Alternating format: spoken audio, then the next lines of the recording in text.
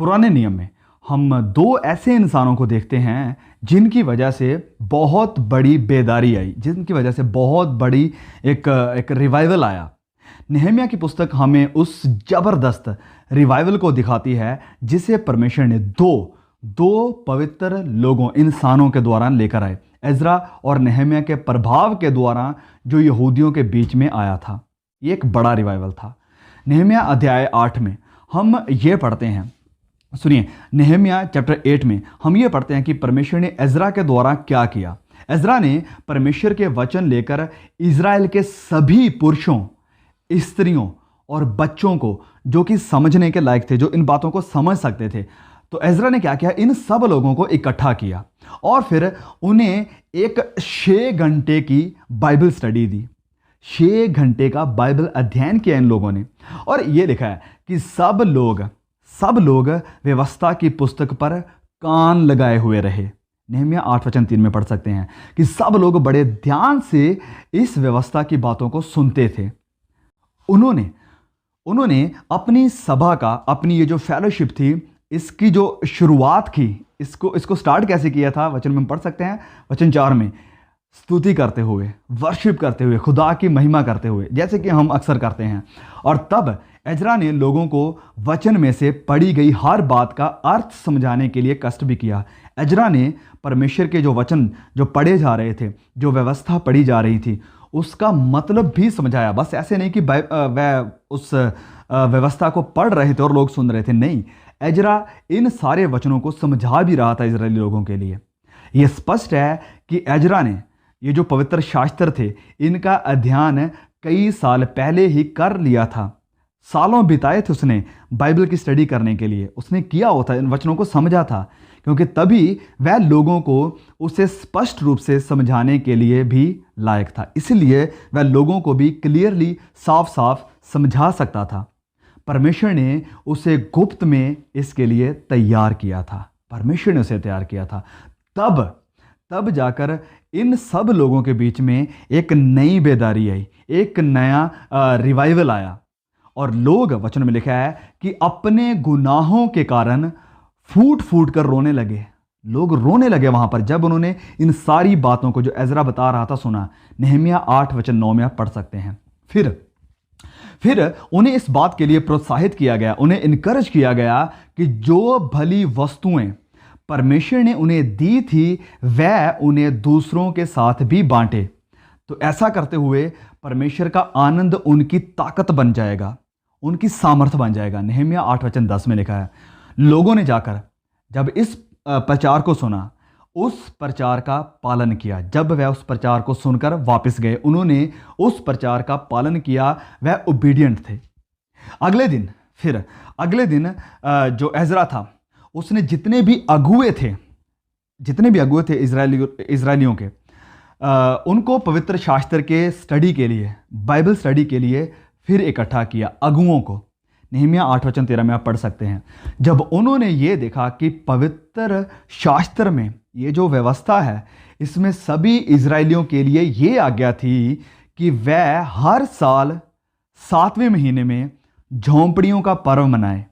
ये जो त्यौहार था, झोंपड़ियों का त्यौहार, इसे मनाएं, तो उन्होंने तुरंत उसी वक्त इस आज्ञा का, इस कमांड का पालन किया। और ये पर्व 900 सालों में पहली बार अब मनाया जा रहा था। मतलब 900 साल हो गए थे इस त्यौहार को, इस फेस्टिवल को नहीं मनाया गया था, क्योंकि इस आज्ञा का यहोशुआ के समय में पालन नहीं हुआ था। दाऊद ने भी, जो कि परमेश्वर के हृदय का मनुष्य था, जो कि परमेश्वर के मन के अनुसार का व्यक्ति था, इजरायलियों से उसने भी इस आज्ञा का पालन नहीं करवाया।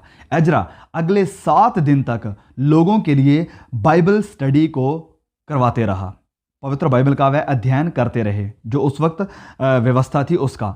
नेहमिया 8:18 में आप ये देख सकते हैं। नेहमिया अध्याय 9 में, जब हम 9 अध्याय में आते हैं, तो हम ये पढ़ते हैं कि परमेश्वर ने नेहमिया के द्वारा क्या क्या किया था।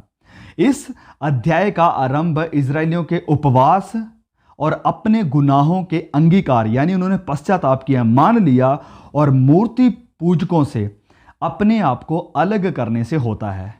इस अध्याय का जो आरंभ होता है, चैप्टर 9 का, इस प्रकार से शुरू होता है। फिर उन्होंने 3 घंटे का समय परमेश्वर के वचन के अध्ययन में यानी बाइबल स्टडी में लगाया। 3 घंटे बाइबल स्टडी में लगाया और फिर 3 घंटे उन्होंने खुदा की प्रस्तुति की। They worship God. 3 घंटों तक उन्होंने परमेश्वर की आराधना की। इसी बीच में उन्होंने अपने गुनाहों से तौबा की, अपने पापों का अंगीकार किया और इस वजह से फिर वहां पर एक नई बेदारी आती है। फिर वहां पर रिवाइवल होता है। नेहमिया 9:3 में आप पढ़ सकते हैं। फिर जो लेवी थे वहां पर, जो उस वक्त लेवी हुआ करते थे, उन्होंने खड़े होकर ऊंची आवाज से परमेश्वर को पुकारा। नेहमिया 9:4 में, नेहमिया 9:6 से लेकर 31 तक में हम पवित्र बाइबल में जो सबसे लंबी प्रार्थना है, दुआ है, उसे पाते हैं। फिर लेवियों ने अब्राहम के समय से इजरायलियों के इतिहास का भी अवलोकन किया, उसे याद किया और 40 सालों तक जंगल में फिरने के समय को भी याद किया और न्यायों और जो राजाओं के समय की उनकी नाकामयाबी थी उसको भी याद किया। मतलब इन सब लोगों ने याद किया कि कैसे परमेश्वर उन्हें गुलामी से छुड़ा कर लेकर आए और 40 साल तक वह उस जंगल में फिरते रहे। फिर उन्होंने याद किया कि कैसे न्यायी, ये जो जजेस थे, वह भी परमेश्वर के प्रति वफादार नहीं थे और जो राजा हुए इजराइल के, वो भी कैसे नाकामयाब रहे। उन्होंने ये अंगीकार किया कि परमेश्वर ने जो भी न्याय किया, जो कुछ भी उनके ऊपर सजा आई, वह बेबीलोन की गुलामी में गए, वह सीरिया की गुलामी में गए, तो इन लोगों ने इस बात को अंगीकार किया। उन्होंने मान लिया कि परमेश्वर ने सही किया है, जो भी किया है सही किया है और सच्चा किया है। तब उन्होंने मन फिराया और परमेश्वर के सन्मुख एक पेपर के ऊपर उन्होंने सिग्नेचर किए, साइन किए, जिसमें से सबसे जो पहला सिग्नेचर था वो नेहमिया ने किया था। आप पढ़ सकते हैं नेहमिया अध्याय 10:1 में। तो ये सब कुछ परमेश्वर का भय मानने वाले इन 2 पुरुषों एजरा और नेहमिया के प्रभाव से, उनकी सेवकाई के द्वारा, उनके इफेक्टिवनेस के द्वारा हुआ।